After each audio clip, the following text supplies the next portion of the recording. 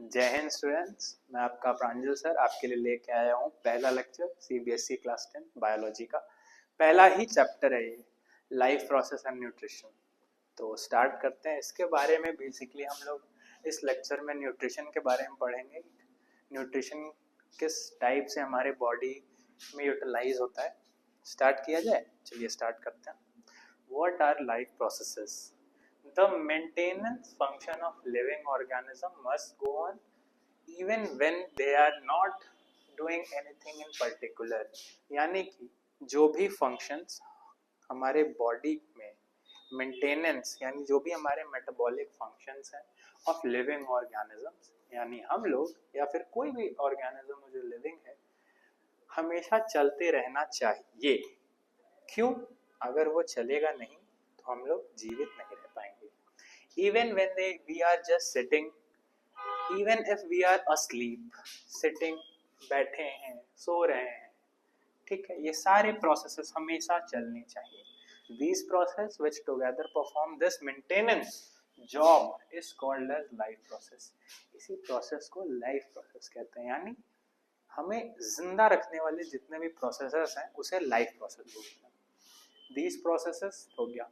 Since these maintenance processes are needed to prevent damage and breakdown, energy मतलब कि इसके form में हम लोग पढ़ेंगे, बता देता हूँ यहीं पे, ATP के फॉर्म में आगे इसके बारे में पढ़ना है। is needed for them। This energy comes from the outside of the body of individual organisms। outside कहाँ से? हम लोग खाना खाते हैं, वही हो गया हमारा आउटसाइड, मतलब फूड। ठीक, फूड, राइटिंग अच्छी नहीं है, सॉरी।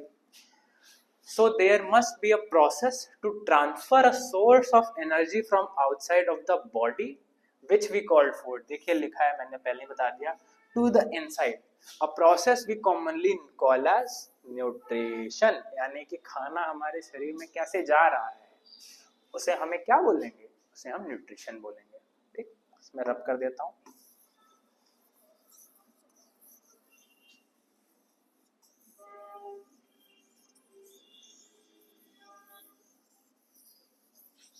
ठीक, ये जितने भी नोट्स हैं सब आपको हमारे आईमेट फाउंडेशन के टेलीग्राम ग्रुप पे अवेलेबल कर दिए जाएंगे। ठीक, पेन बदल लेते हैं, ठीक, रेड कर लेते हैं। In the case of single celled organism, यानी कि जिस भी ऑर्गेनिज्म में की बॉडी सिर्फ एक सेल से फॉर्म होती है, वन सेल, उसको सिंगल सेल बोलते हैं। वैसे ये आपको पता होगा, आपने छोटी क्लासेस में इसके बारे में पढ़ा भी होगा। ठीक, no specific organs for taking in food, यानी कि उसका कोई भी स्पेसिफिक ऑर्गन नहीं होता है, वो एक ही सेल है, उसी में सब कुछ है, जिससे वो खाना भी इनगल्फ करेगा, सांस भी लेगा, उसको पचाएगा भी, उसको एक्सक्रीट भी, सब एक ही सेल में हो रहा है। एग्जाम्पल हम आगे पढ़ेंगे। वैसे उसका एग्जाम्पल अमीबा, जो कि सूडोपोड, आगे बताऊंगा। ठीक, रिमूवल ऑफ वेस्ट मैंने बोला, may be needed because the entire surface of organism is in contact with the environment। मान लीजिए ये सेल है, ये उस सिंगल सेल ऑर्गेनिज्म का सेल है और ये एनवायरनमेंट है। ठीक, इसके चारों तरफ, तो ये जो इसकी आउटर लेयर है, ये सेल की आउटर लेयर है, वो हमेशा will be in contact with the environment. Okay, ठीक है, इरेज हो गया। But what happens if the body size of the organism increases? क्या होगा अगर वो सिंगल सेल ना होके सेल्स बढ़ जाएं, उसकी बॉडी की साइज इंक्रीज हो जाए, ठीक, एंड द बॉडी डिजाइन, अच्छा, कॉम्प्लेक्सिटी बढ़ जाए, क्या होगा?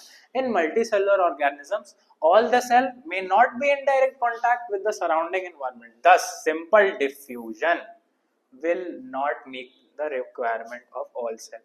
यानी कि ये सिर्फ सिंगल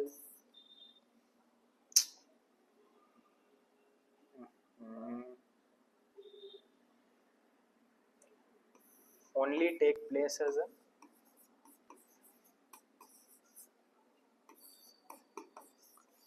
सिंगल सेल्ड ऑर्गेनिजम्स। आगे बढ़ते हैं। इसमें कोई भी आपको डाउट हो तो आप कमेंट सेक्शन में पूछ सकते हैं टाइम स्टैम्प लगा के। ठीक, अगला, what is nutrition? Nutrition is the process of taking in food and utilizing it for energy. हमने खाना खाया, उसमें से जो भी एनर्जी निकली उसको हमने यूटिलाइज किया for our function, maintenance of function, growth, बढ़ोतरी। हम पहले, आप छोटे बच्चे थे, आप बड़े हो गए, आपकी ग्रोथ हुई, उसमें क्या लगी? उसमें एनर्जी लगी। And the repair of body.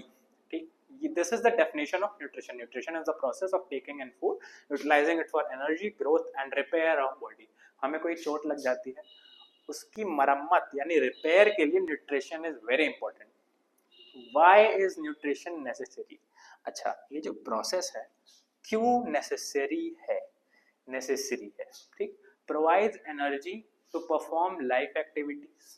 पहला पॉइंट, फर्स्ट, यानी कि जो भी, मान लीजिए आप क्रिकेट खेलने जा रहे हैं, उसके लिए आपको एनर्जी चाहिए। बचपन में जब आप क्रिकेट खेलने जाते थे उसके लिए एनर्जी रिक्वायरमेंट होती थी, आप ग्लूकॉन डी पी के जाते थे।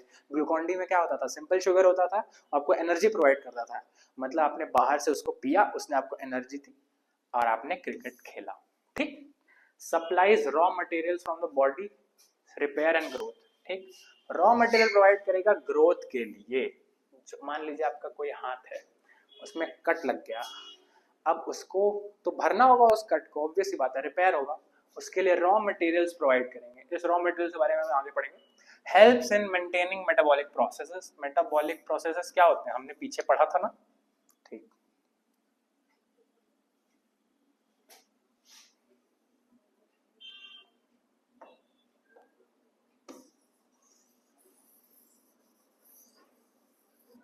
आगे बढ़ते हैं।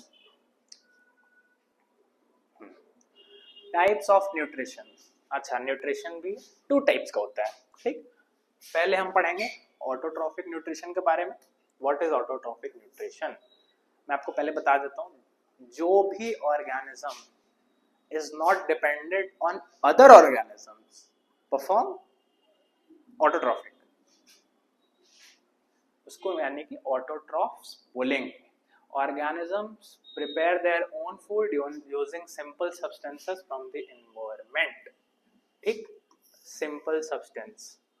अच्छा, अब मान लीजिए एक प्लांट है, ठीक, एक प्लांट है, उसके लिए जरूरत बाहर से एनवायरनमेंट में उसको क्या क्या चीज होती है? सनलाइट, सन से, वाटर, अर्थ से, मिनरल्स एक्सेट्रा। ठीक है, example green plants, algae. Mode of nutrition photosynthesis. Photo यानी लाइट, सिंथेसिस मानी सिंथेसाइज करना। ठीक है, अच्छा, फोटोसिंथेसिस में क्या होता है? Sunlight, CO2 plus water. Sunlight कहाँ से आई? सन से आई। पेन बदल लो, ये देखते हैं कैसा है। CO2 कहाँ से आई?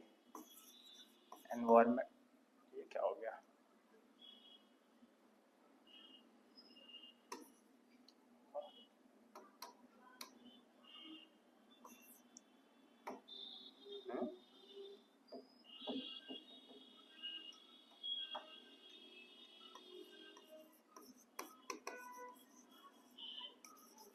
एनवायरमेंट से आई।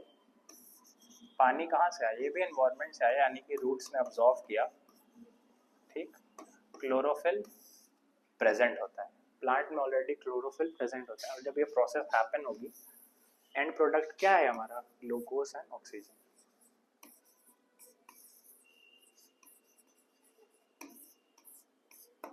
ठीक, आगे बढ़ते हैं, फ्लो चार्ट पढ़ लेते हैं। ठीक है, पहले लाइट एब्जॉर्ब होगी। ठीक, किससे एब्जॉर्ब होगी? क्लोरोफिल। ये क्लोरोफिल क्या होता है? It is a pigment present in plants. Pigment present in plant. अच्छा, ये क्या करता है? ये पानी को तोड़ता है। पानी को तोड़ता है? ये पानी तोड़ना क्या होता है? पानी यानी कि पानी का मॉलिक्यूल H, कैसा?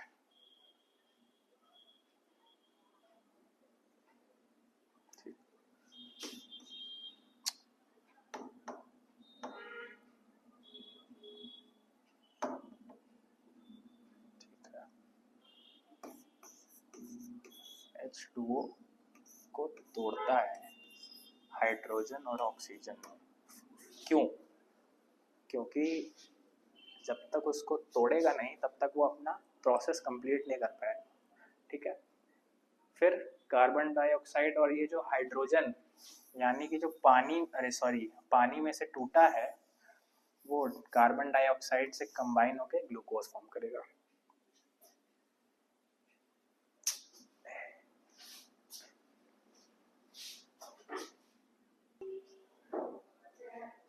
वो थोड़ा बोर्ड में दिक्कत आ गया था इसलिए पॉज कर दिया था मैंने। प्रोसेस ऑफ फोटोसिंथेसिस, देखिए ये हमारा प्लांट है, वाटर फ्रॉम रूट्स, ये रूट्स है, इससे वाटर अब्सॉर्ब होगा, ठीक। ऑक्सीजन कहाँ से आएगा? एयर से आएगा, ठीक। सनलाइट ऑब्वियसली सन से आएगा, ये भी कहाँ से आएगा? ये एयर में प्रेजेंट होता है, प्रेजेंट इन एयर। आगे बढ़ते हैं। The following events occur during the process. अच्छा पहले क्या होगा? पहले ये 3 स्टेप प्रोसेस है। बोर्ड को आज क्या हो गया है?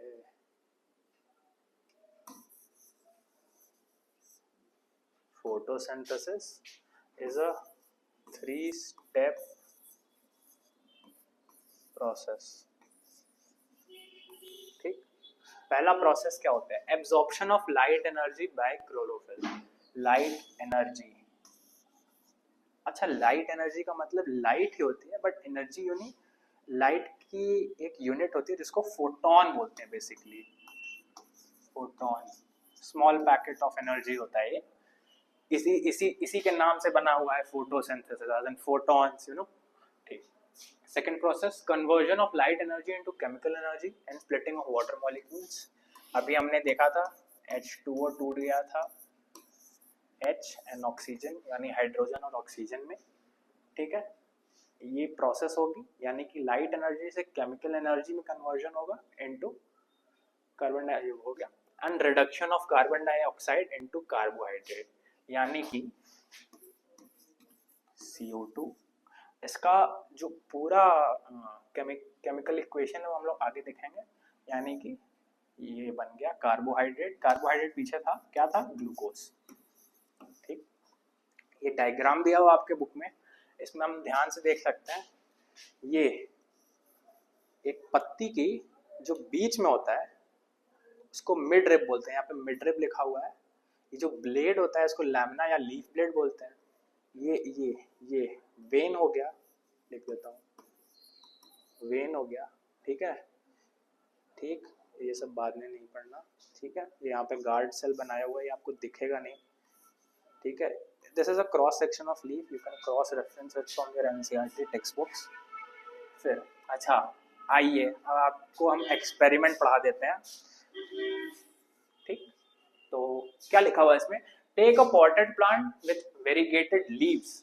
अच्छा वेरीगेटेड क्या होता है बताता हूँ। फॉर एग्जाम्पल मनी प्लांट और crotons. Keep this plant in a dark room for 3 days। एक कमरे में जिधर आपको अंधेरा मिले वहां पे आप मनी प्लांट का पौधा वो रख दीजिए, कितने दिनों के लिए? 3 days, ठीक। सो दैट, अच्छा 3 दिन तक क्यों? 1 दिन या 2 दिन, बट बेसिकली 3 दिन के लिए इसलिए क्योंकि जितना भी उस लीफ में स्टार्च प्रेजेंट है सारा खत्म हो जाए। ये प्रोसेस फोटोसिंथेसिस के वो प्लांट करता जाए और सारा स्टार्च जितना भी स्टोर स्टार्च है उस प्लांट में खत्म हो जाए। Now keep this plant in sunlight for about 6 hours। उस प्लांट को आप डार्क रूम से उठाइए, जाइए और डायरेक्ट आप उसको सनलाइट में रख दीजिए, ठीक। अच्छा नाउ प्लक अ लीफ, एक उसमें से लीफ तोड़िए from the plant, mark the green areas. मैं बता रहा हूं, ये लीफ है, अच्छे से बनाओ यार, ठीक है। ग्रीन ग्रीन ग्रीन ग्रीन, ये ग्रीन लीफ है। अब मान लीजिए आपको इस पे ग्रीन ग्रीन दिख रहा होगा यहाँ पे ऐसे, ठीक। उसको मार्क कर लीजिए, ठीक। And trace them on a piece of paper. यहाँ पे ऐसे पेज रखिएगा, मान लीजिए आपको इसने पेज पे रखा, ठीक। अब इसी के ऊपर क्या करिएगा, उसको रख के जहां भी आपको हरा हरा दिख रहा है गोला मार लेना, ठीक। उसको ट्रेस कर लेना, ठीक। Now dip the leaf into boiling water. इस लीफ को उठाइएगा, पानी गर्म करिएगा, उसमें डिबो दीजिएगा, ठीक। After this immerse this into a beaker containing alcohol.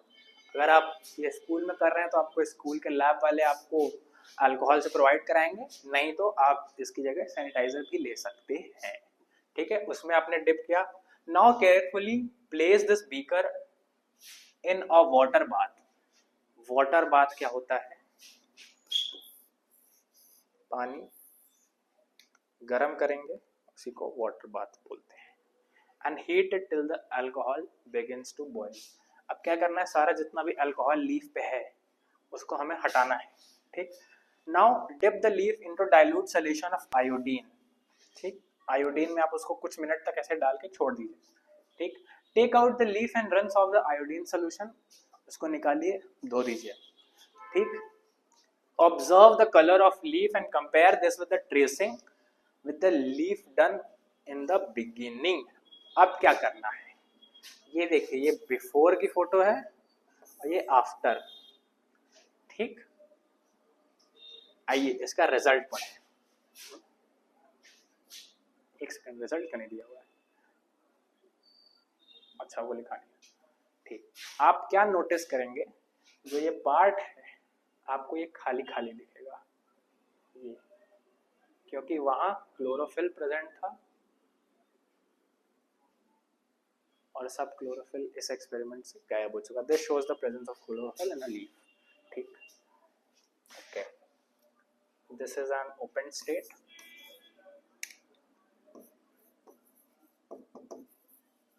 और ये एक क्लोज स्टेट है। किसकी क्लोज स्टेट है, किसकी, स्टोमेटल पोर की, यानी कि एक सिंगुलर स्टोमेटा की, ठीक। ये देखिए, इन दोनों किडनी बीन सेल को गार्ड सेल बोलता है। मैं इसलिए लिख रहा हूं क्योंकि आपको इस डायग्राम में शायद ना दिखे। इन दोनों गार्ड सेल के बीच में इस शेप का एक स्टोमेटल पोर बोलते हैं, यानी कि स्टोमेटा, स्टोमेटा के छेद को स्टोमेटल पोर बोलेंगे। अब ये देखिए, जो गार्ड सेल है इसी पे यार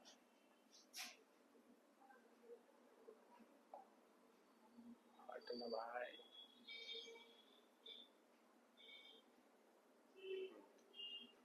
पे ही क्लोरोप्लास्ट प्रेजेंट होता है। इसी क्लोरोप्लास्ट में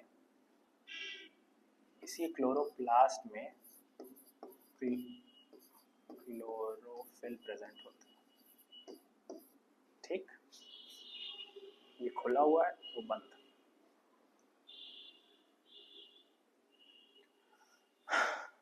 ठीक है, ये दूसरा एक्सपेरिमेंट देख लेते हैं हम लोग। Take 2 healthy potted plants which are nearly the same size. दो आपको पौधे लेने हैं ऑलमोस्ट सेम साइज के, which are nearly the same size. Keep them in a dark room for 3 days. Now place them in a separate glass plate. अब क्या करना है, वही सेम चीज 3 दिन तक उसको अंधेरे में रखिए, फिर उसको जब निकालिएगा, now place each plant in a separate glass plate. एक ग्लास का आप प्लेट ले लीजिए, उसके ऊपर आप उस पौधे को रखिए। Place a watch glass containing potassium hydroxide. ये तो आपको सिर्फ स्कूल में ही करने मिलेगा, आपको ये कहाँ मिलेगा, by the side of one plant. The potassium hydroxide is used to absorb carbon dioxide. Main line ही है।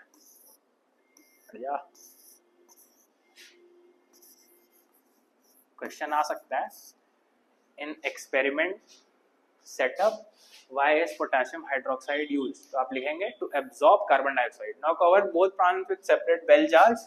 जैसा कि वहां आप देख सकते हैं, use Vaseline to seal the bottom. यहाँ वैक्सीन लगा दीजिएगा जिससे बॉटम जो हो सील हो जाए, क्योंकि कोई भी एयर वहां जाने नहीं चाहिए, यानी कि एयर टाइट कंडीशन हो जाए। Now keep the plant in sunlight to absorb for 2 hours. pluck a leaf and each from each plant. Check for the presence of starch as above. Activity do this both. अच्छा बताइएगा मुझे comment section में कि क्या दोनों same amount of starch दिखा रहे हैं. आंसर होगा नहीं, दोनों में अलग अलग स्टार्च दिखेगा. ठीक. Which of the following exhibits autotrophic nutrition? Answer क्या होगा इसका? क्या ये करेगा, क्या ये करेगा, क्या ये करेगा? नहीं नहीं नहीं नहीं, सिर्फ डी. ये देखिए,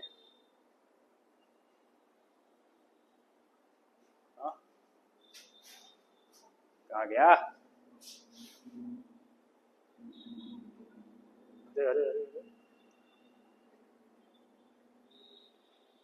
एल्गे. आंसर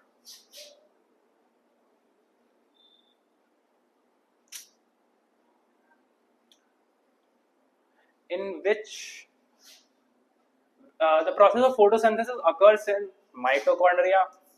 नहीं. राइबोसोम? नहीं. न्यूक्लियस? नहीं. न्यूक्लियस नहीं बेटा, क्लोरोप्लास्ट. आंसर ये देखिए, देखिए मैंने बताया था ना, क्लोरोप्लास्ट में ही क्लोरोफिल प्रेजेंट होती है जिससे कि फोटोसिंथेसिस होगी.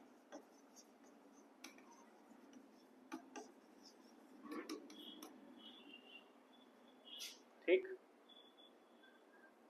Which of the following is a raw material for photo? ये क्या? Which of the following is a raw material for photosynthesis? Oxygen भी है. ओह सॉरी कंफ्यूज हो गया था सर थोड़ा. आंसर सी होगा. ये हमें आगे पढ़ना है. ये एंड प्रोडक्ट है. ऑक्सीजन यूज नहीं होती, CO2 यूज होती है. मुझे लगा था कि क्वेश्चन गलत हो गया है. नहीं, क्वेश्चन सही है, एकदम सही है. ऐसे आप कंफ्यूज हो जाएंगे. ठीक है. The opening and closing of stomatal is regulated by root hairs? नहीं. Root hairs are present on root, तो रूट में तो नहीं होता है. Phloem? नहीं. तो ये दोनों तो कंडक्टिंग टिश्यू हैं. एक कंडक्टिंग, आपने 9th में पढ़ा होगा, एक कंडक्टिंग टिश्यू है, एक पानी कंडक्ट करता है, एक फूड कंडक्ट करता है. आंसर क्या होगा? बी. ठीक है.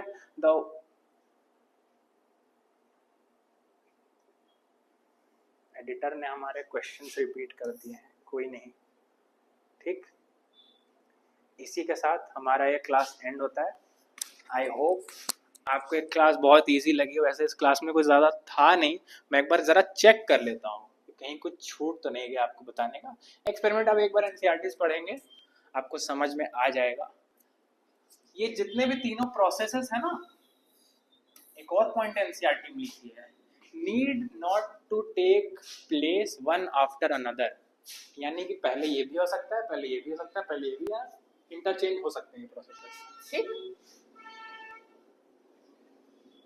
सब हो गया. चलो बच्चों, थैंक यू वेरी मच.